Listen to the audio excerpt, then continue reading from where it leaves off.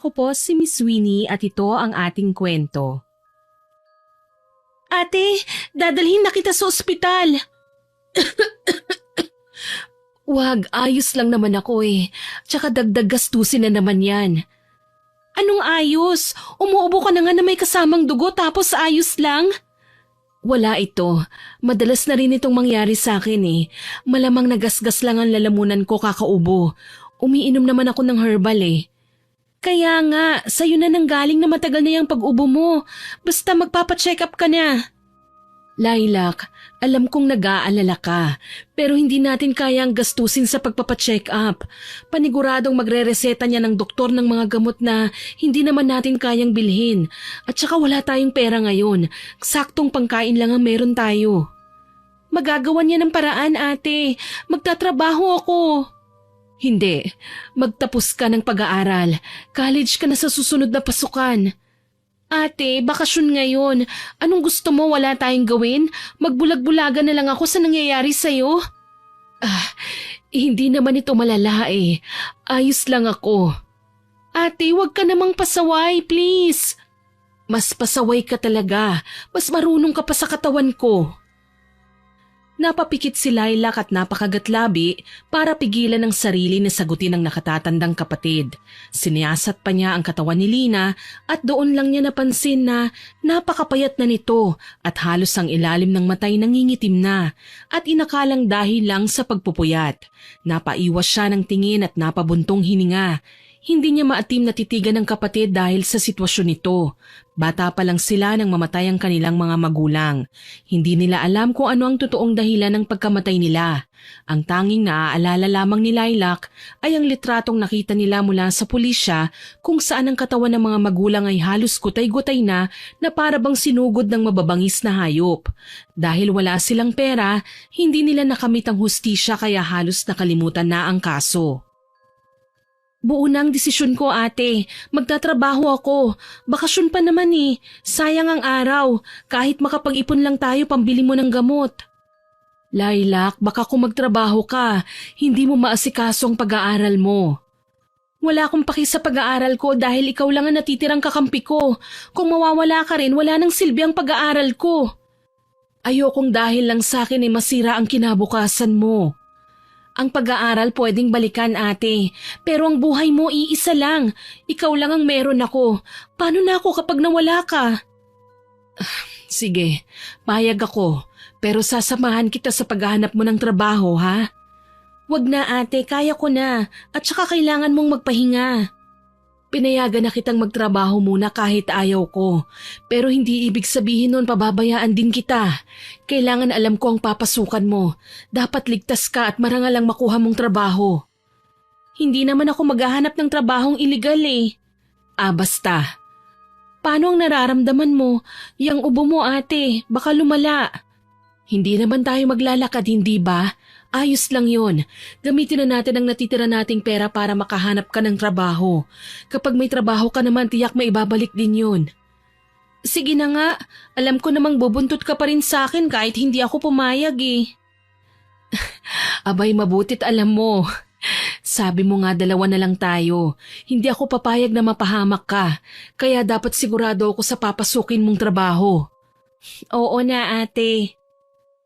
Kinabukasan, umalis ang magkapatid para maglakad-lakad sa bayan at sa palengke para maghanap ng pwedeng pasukan na trabaho ni Lilac. Panakanak ang tinitignan ni Lilac ang kapatid para tignan kung ayos lang ang lagay nito. Pinuntahan nila ang iba't ibang tindahan, grocery store, bakery, hardware, kahit saan na lang.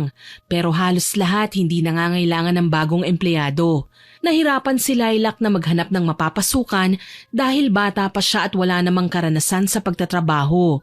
May ilan naman pwede sanang pasukan pero ayaw ni Lina dahil mabibigat ang gawain. Pagod na silang naglalakad, bagsak ang balikat ni Lilac dahil ilang oras na wala pa rin silang mahanap na mapapasukan. Naisipan na nilang umuwi muna nang biglang may lumipad na poster mula sa kung saan at humampas pa sa mukha ni Lilac. Ano ba naman ito? Para namang nangiinis din itong hangin, oh. Sampalin ba naman ako ng papel? Teka, ano to? Urgent hiring? Kasambahay? 4,000 per month? Ate, eto na yun. Ang taas ng sahod. Tsaka libre na sa lahat oh. Ayan oh, nakalagay. Tara ate, puntahan natin ang address na ito. Ang laki naman ng sahod niyan. Baka marami sila sa bahay. Tapos maraming mga batang maliliit. Tapos malaki ang bahay, mansyon. Wag na, aalipinin ka lang dyan. Ate, malaki ang sweldo. Mas mapapabilis ang pag-iipon natin para sa pang-check-up mo. Pwede na ito. Huwag ka nang kumontra. Ito na lang ang pag-asa natin, oh. Patingin nga. Ay, wag na. Tignan mo yung address. Nasa dulo ng bayan natin eh. Ni hindi nga yun pinupuntahan ng mga tao. Ate naman eh, hindi na pupuntahan kasi nga sabi mo po dulo. At saka hindi naman po tayo nakakapunta dun eh. Sige na, puntahan na muna natin. Hay nako, ayoko nga. Baka mapanganib. Sige na ate, ayaw mong pumunta. Ako na lang mag-isa. Lilac, hoy, ang kulit mo talaga ha? Mas makulit ka eh. Sige na, payagan mo na ako ate. Ay, sige na nga. Oo na. Pero kapag may naramdaman na tayong kakaiba, wag na tayong magpatuloy ha? Oo na ate. Sige, halika na. Ayun oh, may tricycle. Sumakay na tayo. Manong, sasakay po kami. Pakihatid po kami sa lugar na ito, Manong. Habang bumabiyahe sila, napatingin si Lilac sa daan. Habang papalapit sila sa lugar, ay dumadalang na ang mga bahay. Bumibigat na rin ang pakiramdam niya na para bang may mga matang nakasilip mula sa gubat. Kinilabutan siya pero agad niyang tinago ang naramdamang takot dahil ayaw niyang mag-alala ang kapatid.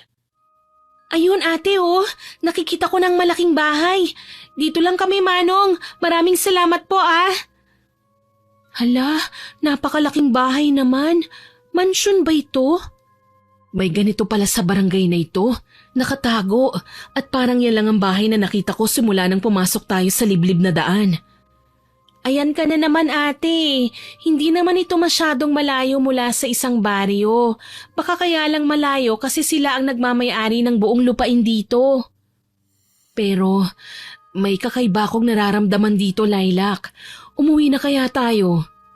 Ay, eto na naman siya. Ayokong umuwi. Dapat makita muna natin ang lugar bago ka manghusga. Ay, ang kulit mo talaga. Magkapatid kasi tayo eh. Alam mo yon ate. At alam mo kung wala akong sakit, hindi mo ito gagawin. Ate, gusto ko itong ginagawa ko. Gusto kong makatulong sa'yo. At kahit wala kang sakit, basta ganitong edad na ako, tutulong din ako. Ay, parang ang tagal na nitong tinayo ah.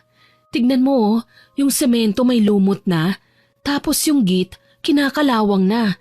Napapalibutan pa ng mga malalaking puno ng manggang malaking bahay. Parang nakakakilabot dito. Iba rin ang simoy ng hangin eh. Nakakataas ng balahibo. Oo nga, pero ang ganda pa rin. Tsaka liblib kasi, normal lang na malamig ang klima. Idagdag mo pa na maraming ang mga puno rito. Anong maganda rito? Mukhang haunted house nga eh. Magandang umaga sa inyo. Ay, kabayo! Ate, siya yata yung may-ari. Magandang umaga po. Nag-a-apply po ako bilang kasambahay. Magandang umaga rin sa inyo. Mabutit may pumunta na dito. Ilang linggo na ako naghahanap ng kasambahay. Malayo kasi ang lugar niyo, sir eh. At halos kayo na lang ang nakatira dito. Ate, ang tono ng boses mo.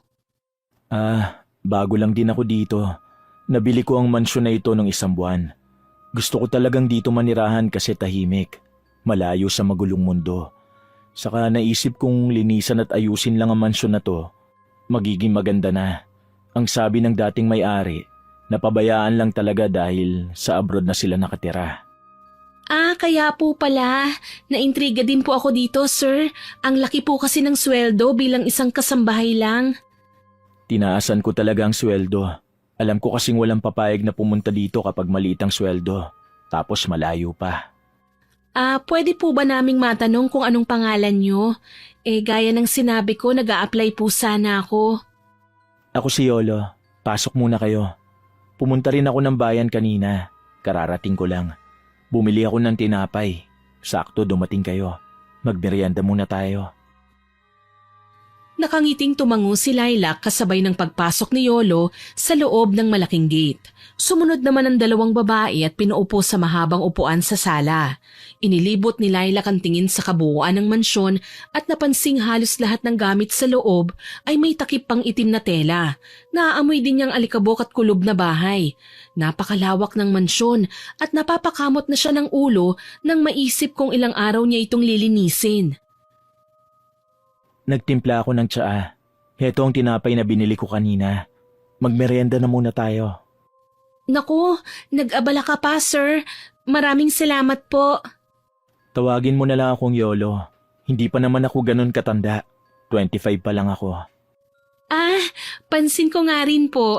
Akala ko nga magkaedad tayo eh. Bakit? Ilang taon ka na? Ay, hindi pa po pala ako nagpapakilala sa inyo.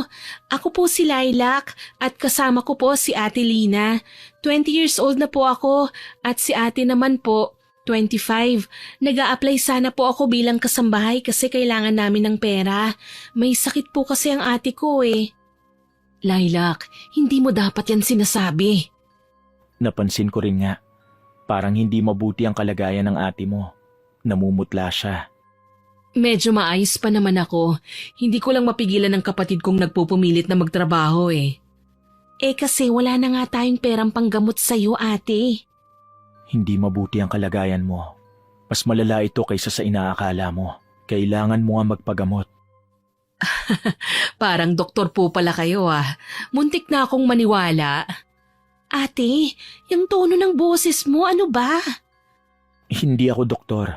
Kakaiba lang kasi ang pagkaputla mo. Ah, Sir Yolo, kailangan ko po ang trabahong ito. Gusto kong maipagamot ang ate ko eh. Kayo na po ang nagsabi na malala ang kalagayan niya. Kailangan namin ng gamot pagkatapos makapagpa-check up. Alam ko po kung paano maglinis ng bahay at kung ano man ang utos niyo sa akin, gagawin ko po yun kagad. Sigurado kang kaya mo magtagal dito? Opo, para po sa ate ko. Parang kakaibang tono ng boses mo ah. Ligtas pa dito ang kapatid ko. Ate, siyang magiging amo ko. Kung yan ang iniisip nyo, walang problema. Gusto ko lang malaman kung kaya mo magtagal dito. Malayo ang lugar na ito at isang beses sa isang buwan ka lang uuwi sa inyo. Ah, opo, ayos lang. Huwag po kayong mag-alala. Pagbubutihan ko po ang trabaho. Sige, bukas pwede ka na magsimula. Libre na ang pagkain mo dito. Pati na rin ang personal mong pangangailangan. Maraming salamat po. Malaking tulong po ito sa amin. Sir, hindi naman po sa wala akong tiwala sa inyo ah. Pero dahil liblib itong lugar, inaasahan ko pong hindi nyo pababayaan itong kapatid ko. Oo, naiintindihan kita. Wala kang dapat ipag-alala. Ligtas ang kapatid mo dito hanggat susunod siya sa mga patakaran. Anong patakaran? Kailangang natutulog na siya pagsapit ng 10:00 at wag na wag pupunta sa mga kwarto na wala akong pahintulot. Bakit po? Anong meron? Yan lang ang patakaran ko at hindi ko na kinakailangan magpaliwanag pa. Lilac, ate, ayos lang. Yun lang naman ang patakaran eh. Maraming salamat po sir. Susunod po ako. Sige, bumalik ka na lang dito bukas. Umuwi ka muna para makakuha ka ng mga gamit mo. Pagkatapos nilang makapag-usap ay lumabas na sila ng mansyon. Ramdam ni Lilac ang mahigpit na hawak ng kapatid sa kanyang braso pero hindi niya ito pinansin. Dahil walang pumapasok na tricycle sa lugar, napilitan silang maglakad para makakita ng masasakyan. Hindi pa sila nakakalayo nang mapatigil sa paglalakad si Lina. Ayoko magtrabaho ka doon, Lilac. Ate, malaking pera na rin yun. At saka parang mapagkakatiwalaan naman siya eh. Mukha naman siyang mabait na amo eh. Anong mabait? Hindi nasusukat ang ugali sa itsura. Gwapo siya, oo. Pero mabait? Ewan na lang ha. Mukhang plastic ang pakikitungo niya sa atin kanina eh. May nararamdaman din akong kakaiba sa lalaking yun. Napaka-misteryoso niya. Parang may tinatago. Ikaw lang ang nag-iisip ng ganyan, ate. At saka kaya ko naman ang sarili ko eh. Lilac, alam mo kung hindi ako kampante. Ibig sabihin nun, ate, alam kong nag-aalala ka. Pero kahit ganon, ako na lang ang pagkatiwalaan mo. Kaya ko naman ito eh, ha? Huwag kang mag-alala. Ay, natatakot ako sa totoo lang. Bakit ba ate? Sabihin mo sa akin para maintindihan ko. Ano bang kinakatakot mo? Kasi, basta, ayoko sa mansyon na yon. Ayoko na sa iyong makipagtalo pa ate. Basta bukas magtatrabaho ako sa ayaw at sa gusto mo. Lilac, huwag kang makulit. Ate, pagod na ako pagod ka na rin. Kaya please naman, gagawin ko rin ito para sa iyo at sa akin. Bigla na lang kasi kung nalungkot Ito pa lang ang pagkakataon na magkakahiwalay tayo. Isang beses sa isang buwan ka na lang uuwi sa atin. Ayos lang yan ate. Pwede mo naman akong pasyalan sa mansyon. Sige na, oo na. Parang hindi na rin naman kita mapipigilan Hindi naman ate sa kumukontra ako sa iyo Pero ramdam ko naman na mabait si Seriolo at saka kukuhanin ko ang pagkakataon na ito para makaipon tayo. Hindi naman ako habang buhay na magtatrabaho sa kanya Mag-iipon lang ako tapos mag-aaral. Basta palagi ka mag-iingat doon Bibisitahin kita linggo-linggo. Oo ate, at marunong akong magkarate. Sa dami ng taon na nasa lansangan tayo at nakikipag-away, sanay akong lumaban sa mga madadayang kalaro Luka-luka. Ginawa mo pang laro ang pagtatrabaho sa mansyon. Gabi na nang makauwi sila ng bahay. Pagkatapos nilang kumain ay nagpahinga na rin sila para makabawi ng pagod. Tinabihan ni Lilac ang kapatid at inayos pa ang magulo nitong buhok nang makatulog na. Ramdam niya ang bigat ng kanyang puso dahil sa pag-iisip na iiwanan niyang mag-isa si Lina pero wala siyang magagawa. Desperado na siyang ipagamot ang kapatid bago pa tuluyang lumala ang sakit nito. Kinabukasan, maaga siyang nagising. Nilutuan niya muna ng pagkain ng kapatid bago tuluyang umalis. Ilang minuto na siyang naghihintay sa labas ng gate ng mansyon pero hindi pa rin siya pinagbubuksan ng kanyang amo. Maya-maya ay nagulat siya nang makarinig ng boses sa kanyang likuran. Ay, hala! Sorry po, Sir Yolo. Hindi ko alam na nasa likuran kita. Nasaktan po ba kayo? Mukhang napalakas ang suntok ko Hindi, ayos lang ako. Pero ang sakit nga ng suntok mo. Yung bagang ko parang nadislocate. Hala, totoo po ba? Sorry. Biro lang. Ang aga mo naman. Akala ko hindi ka natutuloy pero mali ako. Kasi po malayo-layo ang nilalakad dito kaya inagahan ko po talaga. Nakakatakot palang maglakad dito kapag madilim-dilim pa, no? Yung kakahuyan parang laging may nakatingin. Nakatingin? Baka yung mababangis na hayop ang nakikita mo. May mabangis palang hayop dito? Naku, pasensya na talaga. Nasaktan ko ang perpekto mong mukha, sir. Ayos nga lang. Hindi ganon ka-perpekto ang mukha ko. Totoo naman Ang bata mong tignan, napakakinis pa ng mukha mo, maputi rin at chinito. Hindi mo ba naiisip na minsan may mga mukhang mapanlin lang? Ha? Wala. Pumasok na tayo sa loob. Magluluto pa ako ng pagkain. Ako na lang po ang magluluto, sir. Kaya po ba kayo lumabas para bumili ng lulutuin? Oo, bumili ako ng isda. Kaya ko magluto. Mag-ayos ka lang muna ng mga gamit mo sa kwarto. Ituturo ko sa iyo ang magiging kwarto mo. Okay lang naman po ang mga gamit ko Mamaya na lang po ako mag-aayos. Tutulungan ko na lang po muna kayo sa pagluluto. Wag na. Hindi naman madami itong lulutuin ko. Tumahimik na si Lilac dahil ramdam na niyang malapit ng magalit ang kanyang amo. Tahimik na lang siyang sumunod kay Yolo at itinuro sa kanya ang kanyang magiging kwarto. Pagkapasok sa silid, namangha siya dahil sa lawak at linis nito. Napatingin siya sa mga dalang gamit at bahagyang nahiya. Parang hindi bagay ang marurumi kong gamit dito sa kwarto. Bakit kaya halos walang bintana sa mansyon? Napakadilim tuloy. Baka ito talaga yung pagkakagawa ng mansyon. May bintana nga dito sa silid, maliliit naman at mataas. Ay, bababa na nga muna ako. Baka kailangan ni Sir Yolo ng tulong sa kusina Bumaba na nga muna ako at tumungo sa kusina. Lilac, bakit nandito ka sa kusina? Hindi ka ba muna magpapahinga? Bukas ka na magsimulang magtrabaho. Ayos lang po, hindi naman po ako pagod Gusto ko sanang tumulong. Wag na, umupo ka na lang dyan. Sige, wala po ba kayong ipagagawa sa akin? Kung talagang gusto mo nang magsimula sa trabaho, pwede mo namang simulan sa paglilinis. Sige po. Huwag ka nang gumamit ng po. Mukha na ba akong tiyuhin mo? Kasi po, kasi amo kita, hindi ba? Pero okay lang kung ayaw mong maging formal. Ayos na rin siguro na mag-usap tayo na parang magkaibigan lang. Oo, tama. Mas gusto ko ang ganyan. Kapag pinupo ako, pakiramdam ko na dadagdagan ng 1 taon ang edad ko. Nagugutom ka na ba? Kanina ka pa nakatingin sa niluluto ko. Ha? Hindi, napapatulala lang ako. Luto na ang isda, kumain na tayo. Maglagay ka na lang ng plato. Sige, salamat sir. Salamat saan? Sa utos mo, kasi may trabaho na ako. Ay, kumain na tayo. 2 lang naman tayo dito kaya sabay na tayong kumain. Okay? Sige, ayos lang naman kung yan ang gusto mo. Ano, kumusta ang luto ko? Ayos naman. Hindi masarap ano? Nakikita ko sa ekspresyon mo. Hindi naman. Ay, matabang nga lang. Nakalimutan kong sabihin sa'yo, allergic ako sa bawang at asin. Pati sa kalamansi.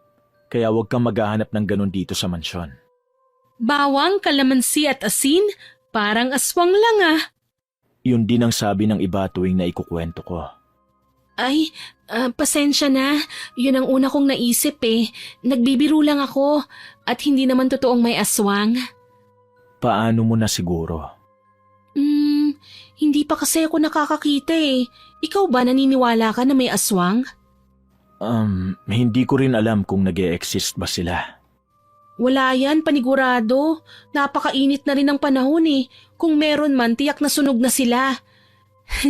Pero tatandaan ko yung sinabi mo, kapag ako ang magluluto, walang bawang, asin at kalamansi. Kumain ka na lang. Masyado ka madaldal. Pagkatapos mong kumain, ayusin mo yung iba kong pinamili kanina. Babalik ako sa bayan para mamili ulit. Kukulangin ang stock ko dahil nandito ka na. Akala ko kasi hindi ka tutuloy kagaya ng ibang nag-a-apply. Pwede naman akong pumunta sa bayan para mamili. Ayos lang sa akin. Ako na lang. Hindi naman marami ang bibilhin ko. Sigurado ka? Teka, Yolo, iyang mata mo, parang may kakaiba. Namumula. Bakit namumula? Baka nairita na naman. Maiwan na kita. Kailangan ko nang umalis para makabalik ako agad. Okay ka lang ba? Teka! Oo. Hindi na niya natapos ang kanyang sinasabi dahil nagmamadaling umalis si Yolo. Napakunot noon na lang si Lilac at nagpatuloy sa pagkain. Tinapunan pa niya ng tingin ang naiwang plato ng lalaki. Nagtataka siya dahil hindi man lang nito nabawasan ng pagkain. Pagkatapos kumain ay nagligpit kagad siya ng pinagkainan at inayos ang pinamili. Tsaka nagsimulang maglinis sa sala. Inuna niyang tanggalin ang mga telang itim. Maya-maya ay nakarinig siya ng mga kakaibang ingay.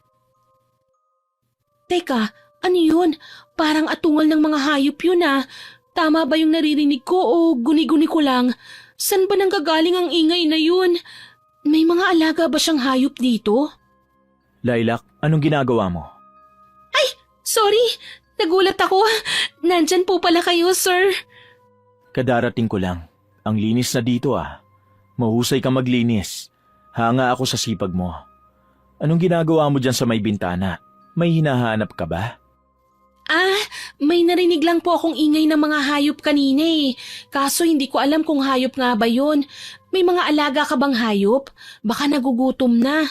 Pakainin ko kaya. Nasaan ba ang mga yun? Wala akong alagang hayop dito. Wala naman akong naririnig. Baka mga hayop sa gubat ang naririnig mo. Malapit kasi sa gubat ang bahay ko. Maraming mababangis na hayop doon. Baka nga. Okay ka na ba? Yung mata mo, mabutit hindi na namumula. Huwag mo nang alalahanin yon. Sige. Hala, nasugatan ka ba? Yung kamay mo may dugo Ha? Wala ito. Teka, hindi mo na kailangang hawakan. Teka, wala ka namang sugat. Saan galing itong dugo? Wala ito. Siguro dahil sa isda kanina sa palengke. May nakita kasi akong isda kaso hindi ko na binili. Baka natalsikan ako ng dugo doon dahil sa ginagawa ng mga tindera. Ah, ganun ba? Heto, ayusin mo na ang mga pinamili kong stocks. Maliligo lang ako. Ah, sige po. Mukhang pagod ka na, Lilac. Magpahinga ka na pagkatapos mong ayusin ang mga pinamili ko. Ah, sige. Wala ka na bang iuutos sa akin na gagawin dito? Wala na. Sinunod ni Lilac ang utos ng kanyang amo. Pagkatapos ay bumalik na siya sa kanyang silid. Hindi mawala sa kanyang isipan ang nakita niyang dugo sa kamay ng binata, pati ang pagiging pula ng mga mata nito. Sa kaiisip sa kahiwagaan ng lalaki ay nakatulog siya. Bigla siyang naalimpungatan ng makarinig ng kakaibang ingay. Parang mabangis na hayop na lumalapa ng kapwa hayop. Dinig na dinig niya ang pagnguya sa buto at ang tunog ng nakakakilabot na mahinang ungol ng hayop. Nanindig ang kanyang balahibo sa narinig pero mas nanaig ang kanyang kuryosidad. May tigre ba sa labas? Parang may kinakain na hayop. Teka, tignan ko nga. Kailangan ko rin malaman para masabi ko kay Seriolo na kailangan naming mag-ingat dito dahil may mababangis na hayop na pumapasok sa mansyon. Parang dito nagmumula ang ingay eh. Ay, Diyos ko! Ano yan? Isang halimaw! Yolo! Ah! May halimaw! Tulong! Lilac! Isa kang halimaw? May sungay ka at nakakatakot na pakpak. May matutulis na pangil at mahahabang kuko. Anong klaseng halimaw ka? Aswang ka ba? Tulong! Tulungan niyo ako! Lilac, huwag kang aalis. Saan ka pupunta? Lumayo ka sa akin! Huwag mo akong kakainin! Ay, bitawan mo ako! Sinabi kong huwag kang lalabas sa kwarto mo pagsapit ng 10:00. Kaya ka ba hindi kumakain ng pagkain na may asin at bawang? Kaya ka may dugo sa kamay? Ah, nakakatakot ang mukha mo. Lumayo ka sa akin, aswang! Hindi ka na makakaalis dito. Hindi na kita papayagang umalis dito. Anong ibig mong sabihin? Nalaman mo na ang aking sikreto at kinakailangan kong panatilihin na hindi malalaman ng ibang tao ang totoo kong katauhan. Hindi! Aalis ako! Pakawalan mo ako! Buong lakas niyang tinulak si Yolo para makawala siya sa pagkakahawak nito. Tumama naman ang likod ng lalaki sa upuan at kinuha ni Lilac ang pagkakataong yon para pumunta sa kanyang kwarto dahil ito ang naisip niyang lugar na ligtas siya pansamantala. Lumabas ka dyan, Lilac! Hindi ka na makakatakas sa mansyon ko! Please, nagmamakaawa ako. Huwag mo akong saktan. Huwag mo akong kakainin. Ikaw lang din ang nagdala sa sarili mo sa kapahamakan. Walang tao ang dapat makaalam sa totoong katauhan ko maliban sa pinagkakatiwalaan ko. Nagmamakaawa ako. Kailangan ako ng ate ko. Ng ate mo? Kung aalis ka dito, hindi mo na makikita ang mahal mong kapatid. Hindi mo alam kung gaano namin nagugustuhan ng mga taong alam naming may malubhang sakit. Wag! Wag mong sasaktan ang ate ko. Susundin ko ang lahat ng sasabihin mo. Lumabas ka na sa kwarto mo kung ganon. Lalabas na. Pero, papatayin mo ba ako? Malalaman mo kung lalabas ka dyan. Please, lahat susundin ko. Kung gusto mo akong patayin, ayos lang. Pero kailangan ko munang maipagamot ang ate ko. Pagkatapos niyang sabihin yon, agad niyang binuksan ang pintuan. Bumungad sa kanya si Yolo na puno ng dugo pero nasaan yung tao na. Hindi na katulad sa nakita niya kanina na napakapayat ng katawan, may sungay at mahahabang pakpak at kuko. Napapikit siya ng dahan-dahang lumapit sa kanya si Yolo. Naamoy niya ang masangsang na amoy na galing sa dugo.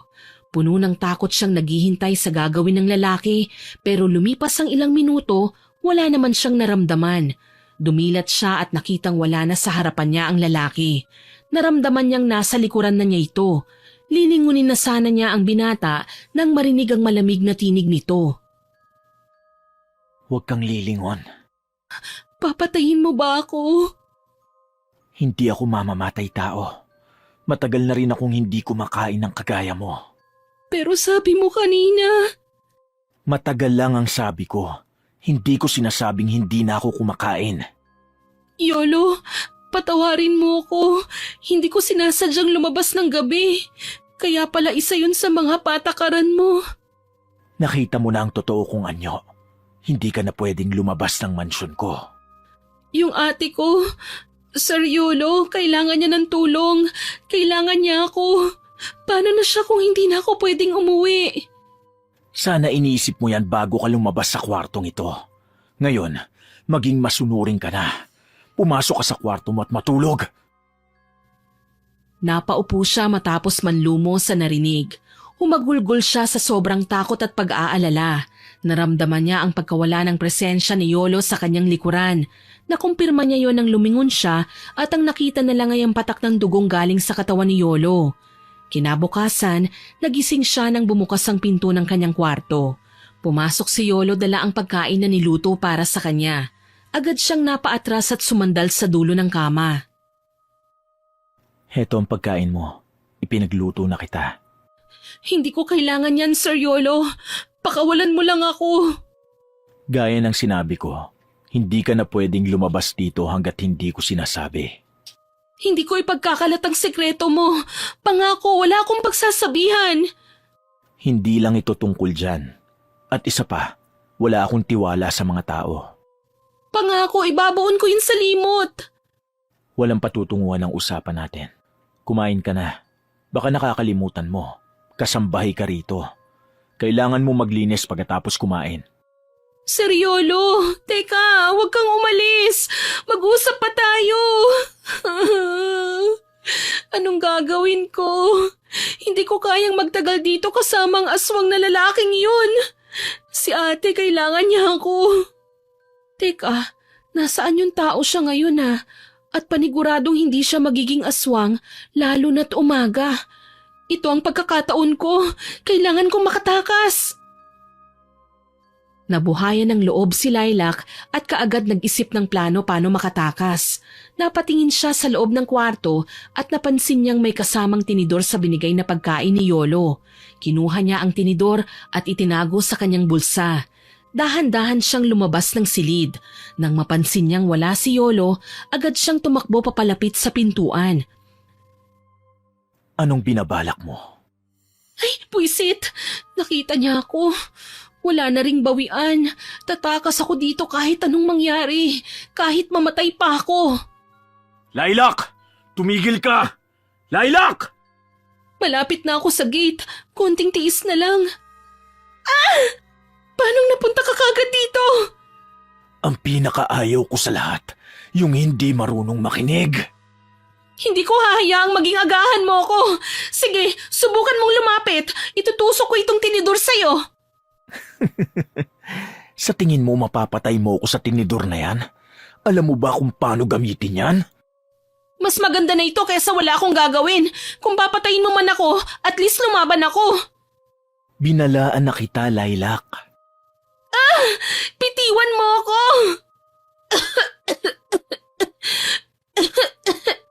Yolo! Kung hindi ka madadaan sa mahinahong paraan, siguro mas magandang patayin na lang kita. Hindi! Pakiusap! Nagmamakaawa ako! Susunod na! Susunod na ako! Paano ko masisiguro na gagawin mo na ang sinasabi mo? Dahil mahal ko ang ate ko, ayoko siyang madamay dito. Gusto kong iligtas si Ate Lina. Pumasok ka na at kainin mo ang inihanda kong pagkain. Oo, pupunta na ako sa kwarto. Wag na wag kang aapak sa gate na ito nang hindi ko sinasabi, ha? Oo na! Umiiyak siyang bumalik sa kanyang silid habang impit na dinadaingan nananakit niyang leeg dahil sa pagkakasakal sa kanya ni Yolo. Kinuha niya ang pagkain at nagsimulang kainin yon kahit wala siyang gana. Nang malapit na siyang matapos, pumasok si Yolo sa kanyang kwarto kaya napaatras siya mula sa kanyang pagkakaupo. Tapos ka na? Heto ang pamunas at walis. Marami kang lilinisin ngayon. Sige, lalabas na ako. Doon ka muna magsimula sa sala. Sige. Teka, doon ka muna sa sala. Umupo ka muna doon sa sofa. Ha? Bakit? Akala ko ba maglilinis na ako? Huwag ka nang magtanong. Hintayin mo ko doon. Anong gagawin niya? Kanina pa siya ganun eh. May ginawa ba akong mali? Sumusunod na nga ako sa lahat ng gusto niya eh. Halika rito. Anong gagawin mo? Hindi na ako tatakas. Pangako. Huwag ka nang magtanong. Lumapit ka sa akin. Huwag kang malikot. Please, huwag mo akong sasaktan. Huwag mo akong lalapain. Lalagyan ko lang ng ointment ang pasa na nasa leeg mo. Ikaw ang may gawa nito eh. Tapos, Ayokong naririnig kang dumadaing. Yan, ayos na. Gagaling din yan. Huwag matigas ang ulo mo nang hindi ka nasasaktan. sige. Magsimula ka na maglinis. Aalis ako ngayon. Huwag mong subukan tumakas. Alalahanin mo ang ate mo. Nasa kamay ko ang buhay niyong dalawa. Napakagatlabi si Lilac sa kanyang narinig. Gusto niyang maiyak pero hindi na niya magawa. Napatitig siya sa basahan na binigay ng binata. Hindi niya namalaya na kanina pa pala nakakuyom ang kanyang kamao. Binalot ng katahimikan ng mansyon nang marinig niya ang pagsarado ng pintuan. Mabigat ang katawan niya nang simulan niya ang paglilinis. Hindi siya tumigil sa pagtatrabaho hanggang hindi dumarating si Yolo. Nang sumapit na ang gabi, narinig niyang may kumatok sa pinto. Napakunot noo si Lilac dahil alam niyang kung si Yolo yon, hindi na ito kakatok pa para makapasok. Dahan-dahan siyang lumapit sa pintuan. Ayaw man niyang buksan pero dahil naisip niya na baka gusto lang ni Yolo na siya ang magbukas ng pinto, ay pinagbuksan niya ito. Aba, may magandang binibini pala dito. Hello? Magandang gabi. Sino po kayo? Hindi ba ako naikwento ni Yolo? Ako ang kaibigan niya. Ako nga pala si Brando. Kaibigan? Isa rin siyang aswang? Namumutla ka. Hindi ko alam na may tinatagong dilag si Yolo sa mansyon niya. Pasensya na po kayo. Hindi kayo makakapasok dito. Wala dito ang amo ko eh. Sandali lang. Kahit hindi ka na humingi ng paintulot sa kanya. Sabi ko nga magkaibigan kami.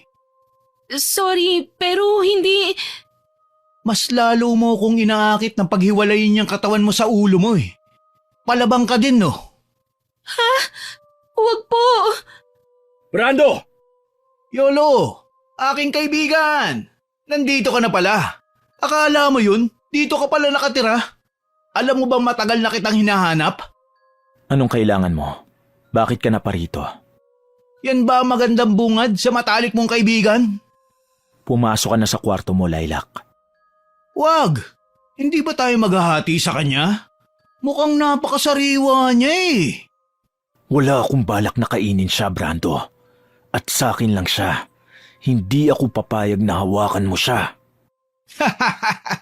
Hindi kita maintindihan, Yolo. Simula nang umalis ka sa baryo natin, ganito na pagtrato mo sa kapwa mo aswang? Matagal na akong humiwalay sa kalahi natin. Kung ganun, hindi na kita kaibigan? Lilac, pumasok ka na sa loob. Sige. Nagulat siya nang kusang sumarado ang pinto ng kanyang silid matapos niyang pumasok. Nanlamig ang buong kalamnan niya nang makarinig siya ng mga kalampag mula sa labas. Napatakbo siya sa sulok nang halos bumukas ang pinto dahil sa lakas ng kung anong bagay ang bumangga roon. Tumambad sa kanyang paningin si Yolo. May tumutulong dugo sa noo niya. Mapupula ang mga mata at nakalabas ang mahahabang kuko sa kamay. Ayos ka lang? Nasaan na si Brando? Huwag kang magbubukas ng pinto kapag hindi ko sinasabi. Aswang din siya? Masama siyang aswang? Ganun na nga siguro. Paano kaya niya nahanap kung saan ako nakatira? Yolo, ang dugo sa noo mo. Mas bumilis na ang pagtulo. Kailangan niyang magamot. Wala ito. Huwag ka nang lalabas sa kwarto mo. Mag-aalas 10 na ng gabi. Sige, kung may kailangan ka. Wala na akong kailangan! Napatakbo siya sa lakas ng sigaw ni Yolo. Nilak niya ang pinto. Hindi nagtagal, nakarinig siya ng daing ng hayop at ang tunog ng mga naglalagutukang buto. Napapikit siya at pilit na pinakalma ang sarili. Nahiga na lang siya sa sahig matapos hablutin ng kumot. Nagtalukbong siya tsaka tinakluban ng una ng ulo para hindi niya marinig ang mga ingay na yon.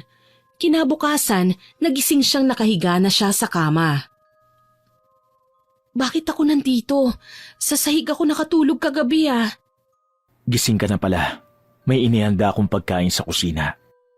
Ah, sige. Sana ginising mo ko para ako na lang ang nagluto. Madali lang ang pagluluto. May masakit ba sa'yo? Wala. Ikaw, yung sugat mo, ayos na ba? Gumaling na. Sumunod ka sa akin. May pag-uusapan tayo. Ano yun? Si Brando. Yung kaibigan mong balak akong lapain? Huwag ka mag-alala. Hindi niya yun magagawa sa'yo. Pero kailangan mong malaman na isa siya sa lahi ng mga mababangis na aswang. Hindi na ako kumakain ng tao. Pero siya at ang ibang mga aswang patuloy pa rin sa gawaing yon. Bakit hindi ka na kumakain ng tao? Dahil ayoko. Matagal ng panahon akong tumigil. Hindi mo na kailangan malaman kung bakit. Delikadong aswang si Brando. Hindi siya marunong maawa. Gusto niya ang dugo ng mga biktima at gusto rin niya ang may mga sakit. Si ate, paano kung mahanap siya ni Brando? Paano kung siya na ang sunod na target? Hindi ko masisiguro ang kaligtasan niya kung magkakaroon ka ng koneksyon sa kanya. Kailangan kong puntahan si ate. Kailangan ko siyang sabihan na mag-ingat. Yolo, matagal ko na siyang hindi nakikita eh. Hindi nabibisita. Paano kung may nangyari na sa kanya? Hindi ka pwedeng lumabas. Hindi mo siya pwedeng puntahan. Dahil tiyak na minamanmanan ka na ni Brando. Kapag nasundan ka niya, hindi na rin magiging ligtas ang kapatid mo. Please, Yolo, kahit ngayon lang. Hindi ako tatakas. Gusto ko lang masigurong maayos ang kalagayan ng kapatid ko. May sakit siya eh. Alam mo yun? Yolo, gusto ko rin siyang balaan tungkol kay Brando eh. Pag-iisipan ko. Kumain ka na muna. Sige, susundin ko lahat ng utos mo. Lilinisin ko ang buong mansyon. Hindi ako magiging pasaway. Payagan mo lang akong makauwi. Ang sabi ko, pag-iisipan ko. Sorry. Sige, kakain na ako. Mabigat ang loob niya habang kumakain. Ayaw man niyang ipakita, kusang tumulo ang kanyang mga luha. Nanginginig ang kamay niya habang sumusubo ng pagkain. Pagkatapos kumain ay nagsimula na siyang maglinis ng bahay. Ilang minuto ang lumipas, lumapit sa kanya si Yolo. Papayag akong dalawin mo ang kapatid mo kung kasama ako at ipapangako mong hindi mo sasabihin sa kanya ang lahat ng nalalaman mo. Talaga? Pinapangako ko. Gusto ko lang siyang makita at malaman kung okay lang ba talaga siya ngayon. Halika na, wala kang dapat dalhin. Alam mo kung ano ang ayaw ko. Huwag na huwag mong susubukang tumakas. Oo, hindi ako tatakas. Halika na. Tahimik lang ang kanilang biyahe. Sa isip ni Lilac, ang makitang maayos lang ang kapatid niya ay panatag na siya ron. Pero hindi pa rin mawala sa isipan niya kung saan siya kukuha ng perang pampagamot sa kapatid. Yolo, kakapalan ko na ang mukha ko ah. Pwede bang bumali? Sige. Talaga? Maraming salamat. Nandito na tayo. Teka, paano mo nalaman ang address ko? Hindi ko pa ito sinasabi sa iyo ah. Lahat ng impormasyon tungkol sa iyo ay alam ko. Kaya huwag kang magbabalak ng masama. Pwede na ba akong lumabas ng kotse? Sandali. Heto ang bali mo. Ha? Ngayon na agad? Salamat ha. Sa wakas, maipapacheck up ko na ang kapatid ko. Maraming salamat talaga. May isang buong araw ka para gawin ang gusto mo ngayon. Tandaan mo, nandito lang ako. Nakabuntot lang ako sa'yo. Kanino itong kotse? Ay, si ate lumabas ng bahay. Sakto. Ate! Lilac, nandito ka pala. Huwag kang tumakbo, baka madapa ka. Ate, kamusta ka? Anong kalagayan mo? Parang mas pumayat ka. Hinay-hinay lang sa tanong mo. Ayos lang ako. Ikaw? Anong ayos? Hindi ka okay sa paningin ko eh. Mas marunong ka pa sa akin, ganon? Ate, nag-aalala ako sa'yo. May problema ba, Lilac? Wala naman. Magandang umaga. Sir, nandito ka rin pala. Naku, pumasok muna kayo. Bakit ka pa nagpasama sa amo mo rito? Nakakahiya tuloy. Kasi... Saktong pupunta din kasi ako sa bayan. Pinasama ko na lang siya sa akin. Tama. Halika na sa loob. Sige, pasok na kayo sa loob. Ipagtitimpla ko kayo ng kape. Tulungan mo ko, Lilac. Nakakahiya naman sa bisita natin. Sige ate, walang problema. Pinaupo muna ni Lilac si Yolo sa upuang nasa sala habang naghihintay sa kape. Pagkatapos sumunod siya kay Lina papunta sa kusina. Ayos ka lang ba, Lilac? Oo naman ate. Ayos lang ako. Hindi naman masyadong mabigat ang mga gawain dun sa mansyon eh. Magkapatid tayo, Lilac. Kilala kita. Anong problema? Ha? Ano ate? Wala. Nag-aalala lang ako sa kalusugan mo. Pero ngayon binigyan na ako ni Yolo ng sweldo, kaya makakapagpa-check up ka na. Talaga? Ipunin mo ang iba para yan ka na naman ate. Tsaka na ang pag-iipon kapag magaling ka na. Ayos lang ako. Magpapa-check up na tayo ngayon at malalaman na natin kung totoong ayos ka lang. Nako, wag na ngayon at ate naman eh. Yung boses mo, nakakahiya sa bisita natin. Eto, dalhin mo. Kanina pa siya naghihintay doon. Ate! Shh! Mamaya mo na lang ako sermonan. Mamaya, magpapacheck up ka ha? Lilac? Oo na. Yolo, eto na ang kaping tinimpla namin sa'yo. Ayos lang. Hindi na dapat kayo nag-abala. Walang asin o bawang yan. Lilac, kailan ba nilalagyan ng asin o bawang ang kape? Ikaw talaga. Maraming salamat, sir, sa pagsama sa kapatid ko rito. Akala ko nga sa katapusan pa siya uuwi eh. Napaaga ngayon ah. Hindi naman ba naging pasaway ang kapatid ko? Siguro kinukulit ka niya, no? Hindi naman. Masunuri naman ang kapatid mo. Oo naman ate. At saka bakit naman ako magiging pasaway? Tsaka hindi naman na ako bata eh. Kinakamusta lang kita. Baka kasi gusto mong umalis na sa trabaho mo kung nahihirapan ka. Sabihan mo lang ako. Ha? Hindi na ate. Mas magandang nagtatrabaho ako ngayon. Masasanay rin ako. Ang kulit ng kapatid ko, no? Medyo. Ate? Umuubo ka na naman at mas maraming dugo nang nilalabas mo ah. Kailangan na natin siyang dalhin sa Doktor Yolo. Ate? Ate! Kumising ka! Si ate! Yolo, nahimatay si ate! Ako na ang magbubuhat sa kanya. Natatakot ako. Hindi ko kayang mawala siya sa akin, Yolo. Malapit nang mangyari ang kinatatakutan mo. Nararamdaman ko. Pero may kaunti pang pag-asa. Hindi! Ayoko! Gagaling si ate! Halika na, Yolo! Bilisan mo! Nagmamadali silang sumakay sa kotse. Pagkapasok ay hindi kagad pinaandar ni Yolo ang sasakyan kaya nagtaka si Lilac. Tatanungin sana niya ang binata pero may naramdaman siyang kakaiba sa lalaki. Nang tinignan niya ito sa rearview mirror, nakita niyang nakatingin dito sa kanila. Titig na titig ang kanyang amo kay Lina. Nanlaki pa ang mga mata ni Lilac nang makitang namumula ang mga mata ng binata at pilit na tinatago ang matutulis na pangil. Maya-maya ay bigla na lang pinaharurot ni Yolo ang kotse. Nanginginig ang mga kamay niyang hinawakan ang mukha ni Lina. Napakabigat ng kanyang nararamdaman. Parang sinasakal siya ng hangin dahil sa takot. Nang makarating sila sa ospital, tumawag kaagad si Lilac ng nurse. Mabilis na dinala ang kapatid sa emergency room. Habang naghihintay sila sa doktor, ay nanatili naman sa tabi niya si Yolo. Tahimik lang ang binata pero ramdam niyang hindi ito mapakali. Nang lumabas na ang doktor, halos gumuho ang mundo niya nang marinig niya ang balita nito. Diyos ko! Yolo! Si ate! May infection sa baga! Kung hindi siya mabibigyan ng mga gamot ngayon, baka mamatay na siya, Yolo! Ayoko! Hindi mamamatay ang kapatid mo. Hindi ko na alam ang gagawin. Natatakot ako. Maging malakas ka para sa kapatid mo.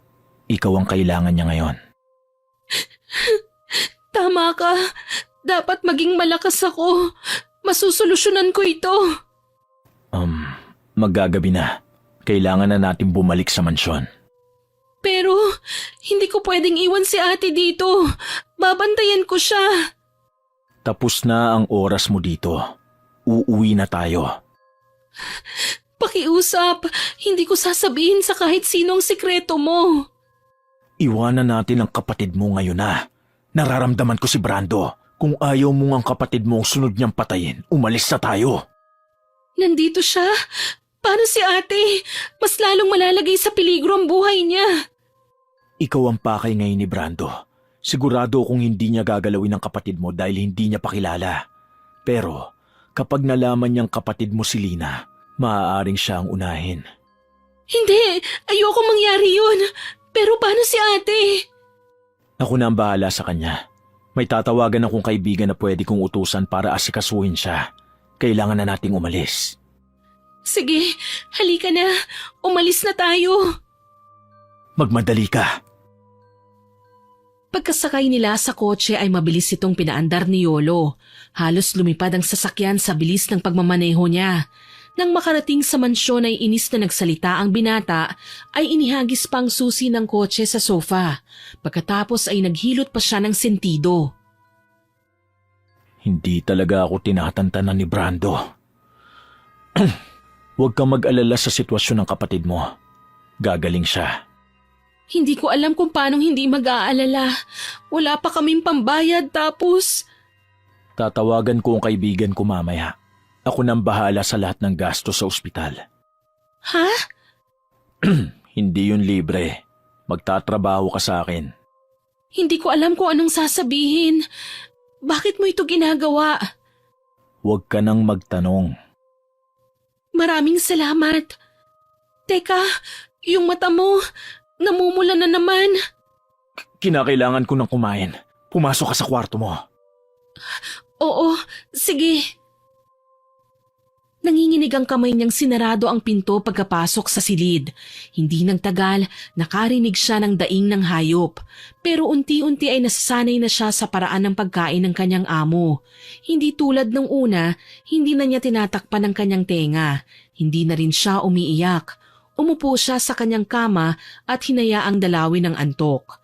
Pagsapit ng hating gabi, naalimpungatan siya nang may naramdamang matalas na bagay na dumampi sa kanyang tiyan. Napakaganda mong dilag. Lumayo ka!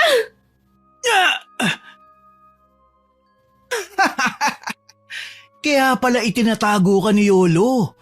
Dahil naiiba ka. Palaban ka. Anong ginagawa mo rito? Nasaan si Yolo? Ang tusong yun, wala siya dito. Alam mo ba kung ano to? Itong sugat sa mata ko? Siya ang may gawa nito. At hindi ako titigil hanggat hindi ko nakukuha ang mahalaga sa kanya. Anong ibig mong sabihin? Ano pa ba? Ano sa tingin mo ang ginagawa namin sa mga mahihinang tulad mo? Wag! Nagmamakaawa ako! Walang tutulong sa'yo. Ano kaya ang mararamdaman niya kung dalhin ko sa harapan niya ang ulo mo? Hindi! Lumayo ka! Nanlaki ang mata niya nang lumabas ang matutulis na mga pangil ni Brando. Kasunod nun ay ang paglabas ng kanyang malalaking pakpak sa likod. Ang mga mata niya ay naging pula. Umatras si Lilac hanggang sa umabot siya sa dulo ng kama. Umatake si Brando kaya napapikit na lang siya habang sumisigaw ng saklolo. Isang malakas na kalmot ang naramdaman niya sa kanyang balikat. Agad na dumaloy ang kanyang dugo. Napaiyak siya sa sakit. Narinig niya ang naaaliw na tawa ni Brando nang makita siyang sugatan. Brando! Dumating ka ng mas maaga sa inaasahan ko. Mukhang tapos ka ng manginain sa gubat Binalaan kita. Sinabi ko sa'yong huwag mong pakikialaman ng akin. At sino ka para sundin ko?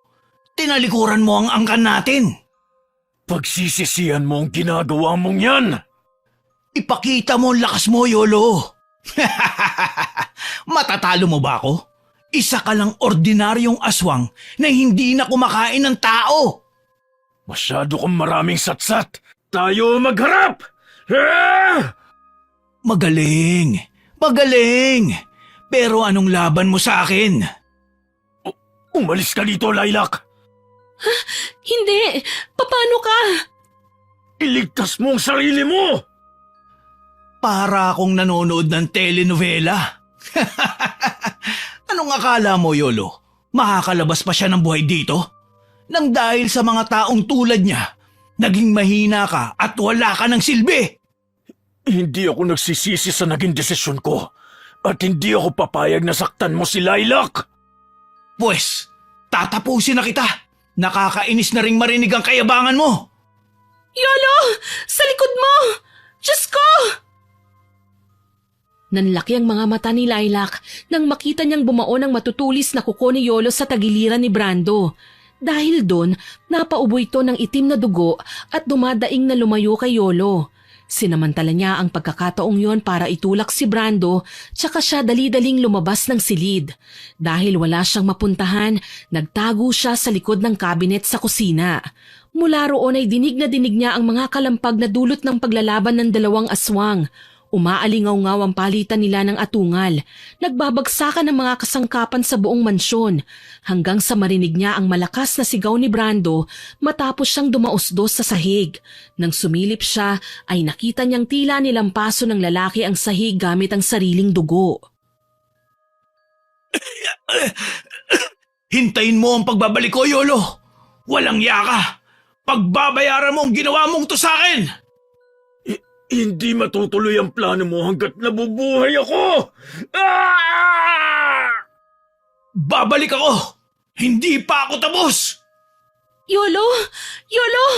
Napakarami mong sugat! Ang daming dugong tumatagas sa'yo! Anong gagawin ko? Dadalhin kita sa ospital! Hindi ako gagaling sa ospital ng mga tao. Saan kita pwedeng dalhin? Sa kwarto ko. Ha? Sigurado kang doon lang? Oo, bilisan mo. Sige, dito ka lang sa kama mo. Humiga ka lang dito. Kukuha ko ng gamot. Gagamutin kita. Hindi na. Hindi ako gagaling sa mga gamot na sinasabi mo. Kung ganun, paano kita tutulungan? Wala akong alam paano gamutin ng aswang eh.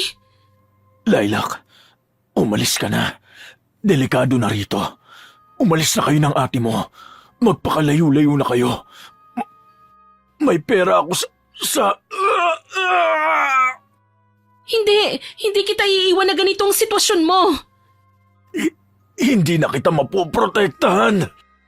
Huwag kang magsabi ng ganyan, Yolo. Kahit umalis kami ni ate, susundan kami ni Brando. Ikaw lang makakapagligtas sa amin kaya huwag mong sabihing hanggang dito ka lang. Ikaw ang naghila sa akin sa kapahamakan kaya panindigan mo. Kailangan mong gumaling. Hindi ka pwedeng mamatay. Iyan ang nagustuhan ko sa'yo eh. Ha? Anong sinabi mo? Wala. Huwag kang mag-alala. Poprotektahan pa rin kita. Sa ngayon, lumabas ka na muna sa silid ko. Bakit? Labas! Oo na. Hindi mo naman kailangan sumigaw eh. Hindi naman ako bingi. Pagkalabas sa silid ay hindi mapakali si Lilac. Naglakad siya pabalik-balik sa sala habang hinihintay ang paglabas ng binatang amo. Puro malalakas na atungal na nasasaktan ang kanyang naririnig mula sa lalaki hanggang sa biglang tumahimik sa silid nito. Bigla siyang napatakbo papasok dahil sa pag-aalala. Mabilis niyang tinitigan ng binata at nakitang nawalan nito ng malay. Nasaan yung tao na si Yolo at naliligo sa pawis at dugo. Pinunasan niya ito ng basang bimpo at saka tinapalan ng mga sugat. Yolo, gumising ka! Hoy! Anong gagawin ko? Kanino ko pwedeng lumapit? Mag-isip ka, Lilac. Mag-isip ka. Teka, may tsuhin pala kaming albularyo at nasa kabilang baryo lang. Ngayon ko lang naalala. Baka makatulong nga siya. Kailangan ko siyang puntahan bukas. Nagmamadali siyang umalis kinaumagahan. Saktong sumisikat na ang araw kaya kampante siyang hindi susugurin ni Brando ang mansyon. Sumakay siya ng tricycle nang makitang may bumiyahe sa lugar na yon para mapabilis ang kanyang pagpunta sa kanyang tsuhin. Dumating siya sa isang kubo. Nakita niya ang tsuhin niyang tahimik na nakatingin sa palayan. Tio Domeng! Lilac, ikaw ba yan? Opo, ako nga po. Abat matagal ko na kayong hinahanap ni Lina. Saan kayo nagpunta? Bakit kayo ka lang bumalik? Nasaan ang ate mo? Pasensya na po, Tio. Lumayas kami noon dahil gusto naming habulin ng taong pumatay sa mga magulang namin. At nung araw na babalik po sana kami rito, narinig namin ang sinabi mo noong nalasing ka na ayaw mo na kaming makita dahil kami ang rason kung bakit namatay ang mga magulang namin. Kaya po umalis na lang kami. Pero hindi naman po kami lumayo. Nandun lang po kami sa kabilang barangay. Hindi. Mali kayo nang iniisip. Lasing at nasasaktan lang ako noon kaya nasabi ko yun. Pero hindi ko kayo kinamumuhian. Mahal na mahal ko kayong dalawa. Tio, pasensya na po iniwan namin kayo. Ang mahalaga bumalik ka. Selena, nasaan ang ate mo? Nasa ospital po. May sakit siya katulad ng kay inay. May sakit. Kinakailangan siyang gamutin. Opo, ginagamot naman po siya ng doktor ngayon, Tio Pero may iba po akong sadya sa inyo. Ano yun, Iha? Sabihin mo lang. May kaibigan po ako Nangangailangan siya ng tulong ninyo. Bakit? Ano nangyari? Teka, saan ang galing itong sugat mo sa balikat? Wala po yung sugat ko na yan. Mas kailangan po ng kaibigan ko ng tulong nyo. May nakaaway po kasi siya Kayo po ang una kong naisip, Tio. Kung gano'n, halika na. Pero gamutin muna natin yung sugat mo at baka maimpeksyon. At saka natin tulungan ang kaibigan mo. Maraming salamat, Tio. Sinundan niya ang kanyang tiyo papasok sa kubo. Nilinis ng kanyang tiyo ang sugat niya at nilagyan ito ng gamot. Pagkatapos ay tinulungan niyang ihanda ang mga halamang gamot na kanilang dadalhin para kay Yolo. Nang maayos na ang lahat, pumunta na sila sa mansyon. Naghanap sila ng masasakyan na tricycle para mabilis na makabalik. Habang nasa daan, kinakabahan niyang nililingon ang kanyang tsuhin. Nanlalamig siya nang makita ang pagkunot ng noo nito nang pumasok ang tricycle na sinasakyan nila sa makitid na daan papunta sa mansyon. Iha, paano mo nalaman ang lugar na ito? Po, dito po kasi nakatira ang kaibigan ko Nakatira? Matagal nang walang nakatira dito. Ngayon lang din po siya tumira dito. May nabili po kasi siyang mansyon. Mansyon? Ang alam ko lang na mansyon ay tirahan ng mga... Aswang? Ay naku, hindi po totoo yan, Tiyo. Wala akong sinabing may aswang pa sa mga panahong ito. Hula ko lang naman po, Tiyo. Ito ba ang mansyon na sinasabi mo? Nandito na pala tayo. Opo, Tiyo Domeng, nasa loob po siya. Dalhin mo ko sa kanya. Sige po, nandito po siya sa kwarto. Teka, nandito siya kanina Nasaan na si Yolo? Ayun, nasa sahig na. Huwag kang lumapit sa lalaking yan! Po, anong ibig niyong sabihin, Tiyo? Hindi tao ang isang yan! Tiyo Domeng? Mabuti na lamang at nagdala ako ng... Wag, Tiyo! Wag niyo siyang sasaktan! Hindi tao yan! Aswang yan, Lilac! Tiyo... Teka, alam mo? Tiyo Domeng, magpapaliwanag po ako. Anong ginawa niya sa'yo, Lilac? Sinaktan ka ba niya? Siya ba ang nanakit sa braso mo? Hindi po. Niligtas niya po ako, Tiyo. May isa pang aswang na sumugod sa amin dito. Siya po si Yolo. Nasa peligro ang buhay niya. Tulungan po natin siya. Hindi sila tinutulungan, Lilac. Ang mga katulad niya ay pinapatay. Pero iba po siya sa mga aswang. Hindi siya kumakain ng tao. Paano mo masisigurong hindi? Mga tuso ang aswang. Mapanlil lang. Tiyo, nagmamakaawa po ako. Siya ang nagligtas sa kapatid ko. Anong itinulong niya sa kapatid mo? Siya po ang dahilan kung bakit ginagamot sa ospital si Ate Lina. At siya po ang makakatalo sa aswang na bala kaming patayin. Kaya iligtas niyo po siya. Hindi mo ba alam na dahil sa kanila? Basta, hindi natin sila dapat tinutulungan. Tiyo, kahit para sa amin na lang ni Ate Lina, gawin niyo po ito para sa amin. Pakiusap po. Sige, pero sa isang kondisyon. Aalis ka pagkatapos niyang gumaling. Lalayo tayo sa bayang ito. Opo, Tiyo. Maraming salamat. Sige, doon ka lang sa labas. Hintayin mo ako doon. Sige po, Tiyo. Hindi ko na po ba kayo tutulungan? Hindi na. Kaya ko na ito. Parang pamilyar ang aswang na ito. Hindi siya mapakali. Gusto niyang pumasok sa kwarto at alamin ang kalagayan ni Yolo. Pero ayaw niyang mawala sa konsentrasyon ng kanyang tiyuhin sa panggagamot sa binata. Halos kalahating oras ang lumipas nang bumukas ang pinto. Tiyo, kumusta po? Ayos na po ba siya? Oo, kailangan lang niya ng pahinga. Maraming salamat, Tio Doming. Bakit po kayo umiiyak? Anong nangyari?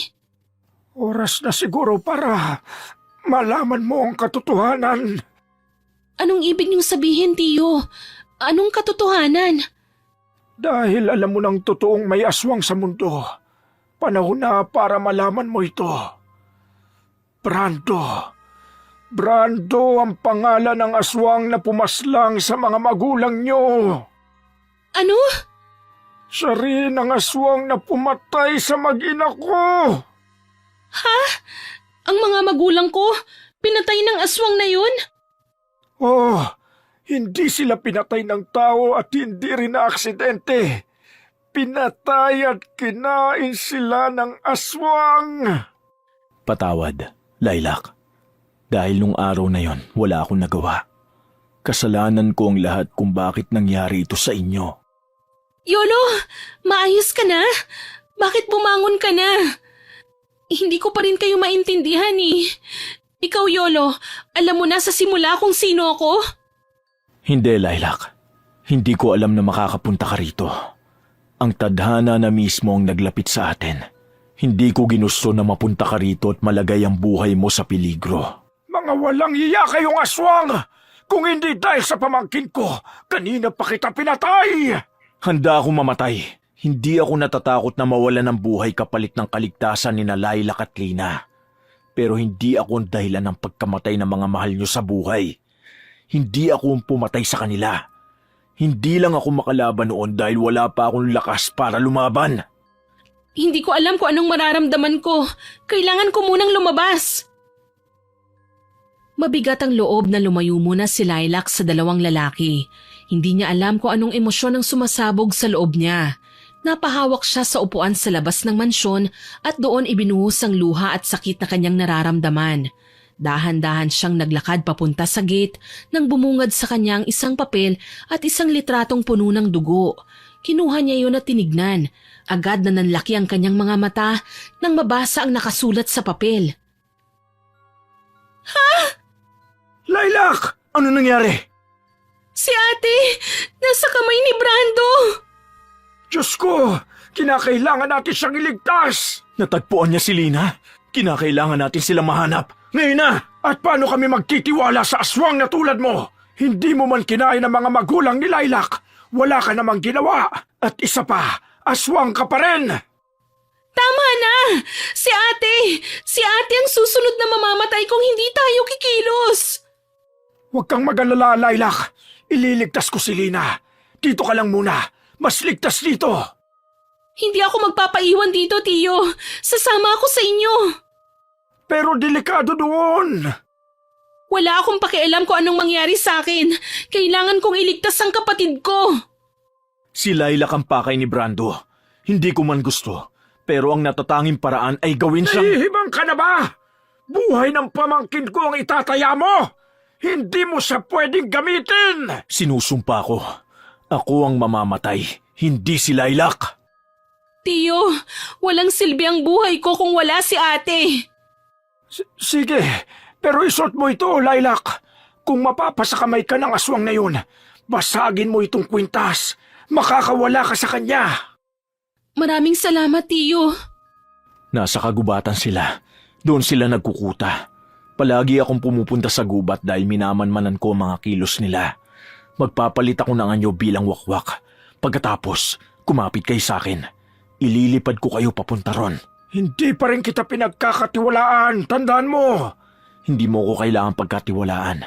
Pero ipinapangako kong walang masama mangyayari sa kanila. Pumasok muna sa sariling silid si Yolo at doon nagpalit ng anyo. Paglabas niya, isa na siyang ganap na aswang na wakwak. Dinampot niya ang magtsuhin at saka mabilis na lumipad. Saglit lang na nilipad ni Yolo ang gubat dahil malapit lang din ito sa mansyon. Nasa ere pa lang ay natanaw na nila ang pinagkukutaan ng mga aswang. Mula sa malayo, nakita nila si Lina na nakatali sa puno, pero wala sa paligid si Brando. Bumaba na sila sa lupa sa di kalayuan. Ate Lina! Nasa paligid si Brando. Nararamdaman ko. Huwag kang padalos-dalos, Lilac. Isang malaking hakbang lang. Mamamatay ang kapatid mo. Anong gagawin natin? Kapag sinabi kong tumakbo ka papalapit kay Lina, tumakbo ka. At ikaw, Mang Domeng, ihanda mo ang pangontra mo. Sige. Naghintay si Lilac ng hudyat ni Yolo. Nagmasid muna ang binata sa paligid habang nag-iisip ng plano. Maya-maya ay nagbigay na ito ng hudyat. Lilac, ngayon na! 1, 2, takbo! Ate Lina! Lilac, bakit ka pumunta rito? Nandito ang aswang. Teka, nasa likod mo! Sa wakas lumabas ka rin, Brando! Ako ang harapin mo at huwag kang magtago sa likod ng babae! Paano kang gumaling kaagad? May sa demonyo ka na talaga? Nagagawa mo na rin ang mabilis na paggaling kagaya ng ginagawa namin? Pakawalan mo si Lina! Bakit? Aanhin mo pa siya. Malapit na rin siya mamatay. Walang yaka, Brando! Hindi pa mamamatay ang ate ko! At dahil alam kong pupunta ang dalagang yan para isalba ang mamamatay niya ng kapatid, kaya masaya ako ngayon. 2 ang magiging pagkain ko. Walang ibang mamamatay ngayon dito, kundi ikaw. Kahit maging sugatan uli ako, matatalo pa rin kita. Tama ng daldal! Tama, magpataya na tayo. Doon din naman mauwi ang lahat eh. Hindi na pinansin ni Lilac ang 2 aswang na naglalaban. Pinakawalan na niya ang kapatid bago pa may matalo sa 2. Pero habang inaalis niya ang pagkakatali kay Lina, bigla naman silang napaligiran ng mga aswang nakalahi ni Brando. Nanindig ang mga balahibo ng dalaga nang makita ang galit na mga mata ng mga aswang. Naglalaway rin sila ng malapot dahil sa pagkatakam. Dalian mo na sa ginagawa mo, Lilac! Pakawalan mo na ang kapatid mo at ako na ang bahalang humarap sa mga aswang na ito! Tiyo, wala ka naman pong panlaban sa kanila. Paano mo sila haharapin? Yan ang akala mo. Mula nang kinuha nila sa akin ang mga mahal ko sa buhay, palagi na akong handa sa pagbabalik nila. Ngayong nandito na ang pagkakataon kong magiganti. Kahit buhay ko ay isusugal ko para lang maipagiganti ko ang mag-ina ko at ang mga magulang nyo. Tiyo, mag-iingat po kayo! Bilisan mo na sa pagkalag ng tali ko, Lilac. Oo, ate. Nang matanggal na ni Lilac ang pagkakatali sa kapatid, inalalayan niya ito at pagkatapos ay sabay silang tumakbo palayo. Nagtago sila sa isang malaking puno. Tsaka niya sinilip ang nagaganap sa paligid. Nakita niya nagpapalitan ng atake sina Yolo at Brando. Humihina ka na. Brando, sa tingin mo ba tatagal ka pa? Huwag kang pakampante, Yolo. Tao ang kinakain ko. Ikaw, hayop lang. Kung ganon, susubukan ko kung hanggang saan ang lakas ko. Anong ginamit mo? Ang lakas ko. Nawawala. Ano ang pulbos na yan? Hindi ko gusto ang amoy. Hindi mo yata nakita kanina. Mahina na palang paningin mo. Kanina ko pa ginagamit ang pulbos na yan saka hindi mo napapansin na kanina pa ako may takip sa ilong. Isa pa, may kasama akong dapat mong katakutan. Mang Doming, ilabas mo na ang basto na papatay sa kanya! Mang Doming? Siya! Ang mukha niyang yan! Yan ang pumatay sa mga mahal ko sa buhay! Matagal na kitang inihintay na bumalik dahil gusto kong ako ang tatapos sa'yo! Ipaghihiganti ko sila! Natatandaan nga kita, tanda. Ikaw ang lalaking gustong isalba ang anak na namamatay noon. Walang iya ka! Ano? Sige, patayin mo ako kung kaya mo! Talagang papatayin kitang hayop ka! Tiyo! Huwag kang magpapadaig sa galit mo. Matagal nang patay ang anak mo. Sa galit mong yan, baka ikaw pa ang mapatay ng kalaban mo. Bago pa makalapit si Mang Doming kay Brando, mabilis siyang sinipa ng aswang, dahilan para matumba sa lupa. Nabitiwan ng matanda ang kanyang sandata at napahagalpak naman sa tuwa ang kalabang aswang. Muling umatake si Yolo para tumigil sa pagtawa si Brando dahil naririndi na siya sa boses nitong umaalingaw-ngaw sa paligid. Maya-maya ay natigilan ng binata nang marinig ang matinis na sigaw ni Lilac. Yolo! Saklolo! Lilac! Bitawan mo siya! Ang kapatid ko! Huwag mo siyang sasaktan, halimaw ka! Bitiwan mo ang kapatid ko! Walang iya ka! Magaling mga kasama. Dalhin niyo sa akin ang babaeng yan. Napunta na sa mga kamay ko ang babaeng kailangan ko. Alam mo bang napakasarap ng mga magulang mo? Ikaw kaya? Kaya pala nang una kita makita sa mansyon, nagustuhan ko na ang dugo mo. Naalala ko bigla ang dugo ng mga magulang mo. Walang iya ka! Wala kang kasing sama! Aminado kung wala akong kasinsama. Kasi kung mabait ako kagaya ni Yolo, isa pa rin akong mahinang aswang. Ang dugo nyo ay kakaiba. Nagbibigay ng kakaibang lakas sa kagaya naming mga wakwak. Kaya pagsasaluhan namin ng dugong yan. Mas masarap siguro ang dugo ng taong masigla pa ang katawan kesa sa malapit ng mamatay. Gusto kong matikman! Bitawan mo siya! Napakawalang iya mo! Magulang ko pa ang biniktima mo! Bakit naman hindi? Pumunta sila sa lugar na ito para maghanap ng pagkain. Kasama ang palad, sila ang naging pagkain ko! Hindi naman masama yun, di ba? Pare-pareho lang tayo naghahanap ng pagkain. Magkaiba nga lang ang kinakain natin. Bitiwan mo ako! Lilac, ang piling ko sa'yo! Gawin mo na! Ang kwintas sa hawak mo! Basagin mo na sa kanya! Oo nga pala. Tama. Ngayon ko nagagawin. Salamat sa pagpapaalala, Tiyo. Ngayon, humanda kang aswang ka. Ano ito? Ang sakit! Nasusunog ang mukha ko! Anong ginawa mong babae ka? Buti nga sa'yo. Diyan na masusunog ang pangit mong muka. Ang laman ng babasaging paluwit ng kwintas ay abo ng sinunog kong halamang makabuhay at inilagay ko sa langis na may orasyon. Sa oras na dumikit yan sa balat mo, mahihirapan kang huminga. Maninikip ang dibdib mo hanggang sa tuluyang huminto sa pagtibok ang iyong puso. Mas mabisa yan kesa sa pulbos na ibinigay ko kay Yolo. Walang yakang matanda ka! Pagbabayaran mo tong ginawa mo sa akin! Mali ka! Ikaw ang pinagbabayad ko ngayon ng kasalanan mo sa amin! Brando! Talagang tumatakas ka pa? Palagi ka nang umaalis kapag dehado ka na. Bumalik ka rito! Hindi ka pwedeng tumakas! Ate!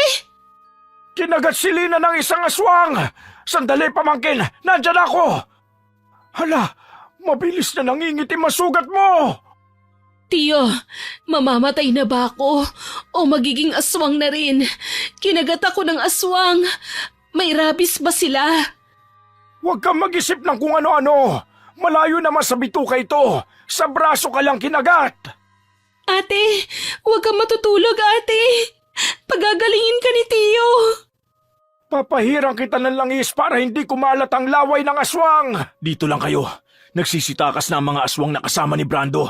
Kailangan ko silang sundan. Kailangan kong patayin si Brando para matapos na ang pagsunod-sunuran ng iba sa kanya. Dahil kung hindi, hindi matatapos ang kasamaan nila. Mag-iingat ka, Yolo. At bumalik kang ligtas, ha? Oo, babalik ako. Kasi Kasi ano? marami ka pang utang sa akin. Baka nakakalimutan mo. Ibabawas ko ang lahat ng iyong sasahod mo buwan-buwan. Ah, ganun ba? Sige lang, bumalik ka ng buhay para makasingil ka pa. Kapag namatay ka, mapapasakin ang mansyon mo, tandaan mo yan. Ayos ka rin man-blackmail ha. Huwag kang mag-alala. Babalikan talaga kita, Lilac. Lilac, ano yun ate? May kailangan ka ba? Patawad dahil hindi ko sinabi sa iyo ang totoo. Alam ko ang pumatay sa mga magulang natin ay isang aswang. Pero bata pa ako noon kaya hindi ko tinanggap ang katotohanan. Inilayo kita, pero ang tadhana ang naglalapit sa atin sa mga halimaw na yon. Alam mo rin yun? Kilala mo si Yolo? Hindi, pero nang makita ko ang anyong aswang niya ngayon, doon ko naalala na siya ang aswang na nakita kong nakatayo sa malayo habang kinakain ng mga magulang natin. Nandun ako ng panahon na yun, Lilac. Sumugod ako kina mama dahil may naiwan sila pero pagkahabol ko, sinalakay na kaagad sila ng mga aswang. Susugod pa sana ako pero pinigilan ako ni Yolo. Ate, huwag ka na munang magsalita, baka mapano ka. Kung sakaling mamamatay ako. Hindi ka mamamatay! Huwag kang magsalita ng ganyan, ate! Lilac, ate, please. Hindi ko kaya, ate. Lumaban ka. Kaya mo. Hindi ka mamamatay. Ayoko, ililigtas ka ni Yolo. Nangako siya. Ipagagamot ka niya sa magaling na doktor. Gusto ko lang na maging handa ka. Wag! Ate, ayoko! Sa tingin ko naman, pangangalagaan ka ng lalaking aswang na yun. Nakikita ko sa mga mata niya. Ibang mga tingin niya sa'yo. Punong-puno ng pag-aalala. Hindi ate, walang ibang titingin sa akin kundi ikaw. At ako rin ang mag-aalaga sa'yo hanggang sa gumaling ka. Kaya utang na loob, wag mo akong kausapin na para ka nang namamaalam. Hindi ako papayag ate. Lilac, tumigil ka ate! Natigil ang pag-uusap nila nang marinig ang malakas na sigaw ni Yolo mula sa kabilang bahagi ng gubat. Napatayo si Lilac dahil sa pag-aalala sa binata. Si Yolo? Balak mo ba siyang puntahan? Mapanganib doon. Hindi siya pwedeng mamatay ate. Kapag namatay siya, babalikan tayo ni Brando at ng mga alagad niyang aswang. Kailangan ni Yolo ang tulong ko. Dalhin mo ito, pamangkin. Ano po ito, Tiyo? Ang nakabalot sa panyo na yan ay pinulbos na pinatuyong bawang. Isaboy mo sa hangin pero siguraduhin mong papunta sa kalaban ng hangin para malanghap niya ito. Kapag nakita mo siyang nahihirapan, isaboy mo naman sa kanya itong lanang nasa bote. May orasyon nito na hindi niya magagawang labanan. Pwede mo rin itong ipainom kung kaya mo. Sa oras na magawa mo yun, tuluyan na siyang mamamatay. Sige po, Tiyo. Salamat dito. Bilisan mo na! Sundan mo na sila! Opo. Lilac, mag-iingat ka ha. Tiyo, kayo na po ang bahala kay ate. Huwag po ninyong hayaang mamatayan. Hindi pa naman oras ng ate mo, kaya huwag ka mag-alala. Lumakad ka na! Nagmadali si Lilac sa paghahanap kung nasaan ang mga aswang na naglalaban. Maya-maya ay nakita niya ang mga ito. Nagmasid muna siya at naghintay ng tamang pagkakataon para isagawa ang plano. Nakinig pa siya sa usapan ng mga ito habang naghihintay ng oras. Yolo, sa tingin mo hihinto dito ang paghahanap sa'yo ng ibang kalahi natin? Alam nila ang ginawa mong kahihiyan sa ating angkan. Kaya nagbigay ng utos sa mga nakatatanda na patayin ka kaysa maging kahihiyan. Kaya kahit mapatay mo ko, may tutugis pa rin sa'yo. Kaya hindi ako nagdalawang isip na patayin ka dahil may basbas na yun. Bilang na ang mga araw mo, Yolo. Handa akong harapin sila. Hindi ako natatakot na kalabanin sila. Kahit magsabay-sabay pa sila. Talaga? Tumatapang ka na nga. Masaya akong mamamatay at susunod sa impyerno, Brando. Pero titiyakin ko munang mauuna ka! Muling naglaban ang dalawa. Dahil dehado na si Brando sa laban, nakialam na ang ibang aswang na nanonood lang sa paligid. Pinagtulungan nilang atakihin si Yolo. Dahil sa takot ni Lilac na mapahamak ang binata, isinagawa na niya ang plano. Pumunta siya sa lugar na ang ihip ng hangin ay papunta sa kinaroroonan ng mga aswang at doon isinaboy ang pinulbos na bawang. Sabay-sabay na umangil ang mga halimaw dahil nahirapan sa paghinga. Ang balat din nila ay unti-unting nalapnos. Habang nahihirapan ang mga kalaban ni Yolo, sinamantala naman ng binata ang pagtakas. Dahil doon ay hindi siya gaanong napuruhan ng pinulbos na bawang. Nakita pa ni Lilac na nagsisitakas na ang mga kasama ni Brando. Naiwan ang aswang sa lugar na kinakapos na ng hininga. Sinamantala na ni Lilac ang pagkakataong yon para lapitan ng lalaki at sapilitang pinainom niya ng langis na may orasyon. Umatungal ng malakas si Brando dahil sa galit sa kanya. Ang sigaw nito ay pumailan lang sa gubat hanggang sa unti-unting humina at tuluyang nalagutan ng hininga. Sa wakas, natapos din ang buhay mong siraulo ka. Mas pangit ka pala ngayong patay ka na. Ang sagwa ng dilat mong mata. Sira din ang tuktok mo no? Bakit ka nagpunta dito? Yolo, ayos ka lang ba? Nakalanghap ka rin ba ng pinulbos na bawang kanina? Hindi ako napuruhan. Medyo naapektuhan lang. Pero ang tanong ko ang sagutin mo. Bakit ka sumunod dito? Dahil narinig ko ang malakas mong sigaw, naisip kong dihado ka na sa laban. Kawawa ka na at kailangan mo na ng tulong ko. Anong sinabi mo? Sinasabi mo bang isa akong talunan? Wala akong sinabing ganun Nga pala, kailangan ko nang bumalik. Si ate kailangan dalhin sa ospital Diyan ka na. Hindi pa tayo tapos mag-usap. Bumalik ka rito! Bahala ka na dyan! Sa mansyon ni Yolo pansamantalang tumuloy ang magkapatid kasama ang kanilang tiyuhin. Habang naroon sila, ginamot naman ni Mang Doming ang sugat ni Yolo. Hindi naman ginamot ng matanda ang pamangking si Lina dahil may gamot ng iniinom ang dalaga na nireseta ng doktor. Paano ka nakalabas ng ospital, ate? Hindi ba't iniwan ka namin doon? Hindi ba sa'yo sinabi ni Yolo na nagpadala siya ng kaibigan? Yun ang tumulong sa akin. Pinilit ko siyang ilabas na ako. Kasi hindi naman ako malubha Kailangan ko lang na siguraduhin iniinom ang mga gamot kahit nasa bahay. Tsaka may tinawagan din na doktor si Yolo para doon ako magpatingin. Akala ko kasi sapalitan kang kinuha ni Brando sa ospital Pauwi na ako nun sa bahay. Bumili kasi ako ng ulam. Nakasalubong ko si Brando at sapilitan akong isinama at dinala sa gubat. Yolo, salamat pala ha. Ang laki ng tinulong mo sa amin. Dahil sa'yo nakaligtas kami kay Brando. Kasalanan ko rin naman kung bakit kayo nadamay sa gulo namin. Pasensya na. Saka ginawa ko lang kung ano ang nararapat. Ang ganda ng sikat ng araw, Tiyo. Tara na po, magpaaraw tayo sa likod. Iwanan na po natin ang dalawang yan. Mukhang mag-uusap pa sila ng dibdiban Tama ka. Palatandaan ng bagong simula ang magandang sikat ng araw ngayong umaga. Pagkalabas ng dalawa ay napatingin naman si Lilac kay Yolo. Nakita niyang nakatitig na pala ang binata sa kanya. Natigilan siya nang biglang hawakan ni Yolo ang kanyang kamay. Mabilis niya itong binawi at saka tumayo. Magpapaaraw din ako. Ikaw ba? Anong paaraw? Gusto mo ako masunog? Hindi ka kasi nasunog sa pinulbos na bawang Baka sa sikat ng araw pwede na siguro. Ano?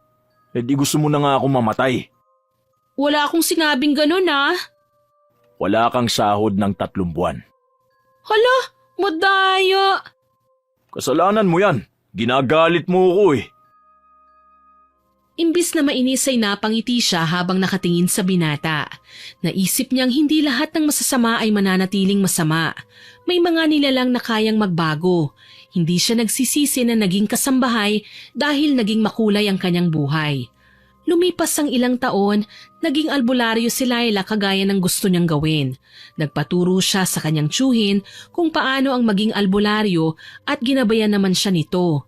Dahil nagkamabutihan naman sila ni Yolo, hindi na siya pinayagan ng binata na umalis pa sa mansyon. Hindi naman tumira si Lina kasama ng kapatid kahit pilitin pa ni Lilac. Mas pinili pa ng dalaga na manirahan kasama ang kanilang tiyuhin. Pero madalas naman silang magkasamang magkapatid dahil pinapasyalan nila ang isa't isa. Nakapagtapos din ng pag-aaral si Lilac sa tulong ni Yolo at naging matagumpay siya sa pagnenegosyo. Sana po ay nagustuhan niyo ang ibinahagi kong kwento. Pero bago ko po tapusin ito, shoutout po muna tayo sa mga masusugid nating listeners. Shoutout po tayo kina Miss Melin Pinados at sa Pinados Family at Malaya Family, kay Rodilyn Julian from Qatar, kay Sweet Corn, kay Miss Ana Hapina, kay Ma'am Agripina Balsa, kay Ma'am Pachi Kitorias from Luanda, Africa, Miss Diana Hinova from Hong Kong, Ma'am Pamela Allen, Miss Herlin Gabison at sa Gabison Family from Boracay, Miss Danica Dulnuan from Iligan, Isabela, Miss Jess Pascual from Riyadh, Saudi Arabia, kay Miss Filipina Palsario from Germany na laging nag-i-emoji at heart sa ating upload, kay Miss Christine Manalo at Gabriel Manalo, kay Asil Amirin Monino from Camarines Sur. Naku, sana po tama ang pagkakabigkas ko ng pangalan nyo. Shoutout din po kay Sir Lance MBB from Malaysia, kay Ma'am Michelle De Mariano from Macau, kay Miss Angeli Godelosaw from Alabang, kay Miss Emma Ponteres from Saudi Arabia, kay Miss Girlie Satur from Sealing Department ng Cosmo Malvar, Batangas, kay Andeng Loves Animals na nag-comment sa Ingiterang Kababata Upload. Ang sabi po niya, suportado raw po niya ang Miss Winnie Channel. Nako, salamat po sa patuloy niyong pagsuporta. Kay Ma'am Renessa Junrios Ramos from Hong Kong at kay Miss Genevieve Suko from Singapore. Salamat po sa inyong comments sa mga upload natin. Muli, ako po si Miss Winnie na nagpapasalamat sa inyong pakikinig.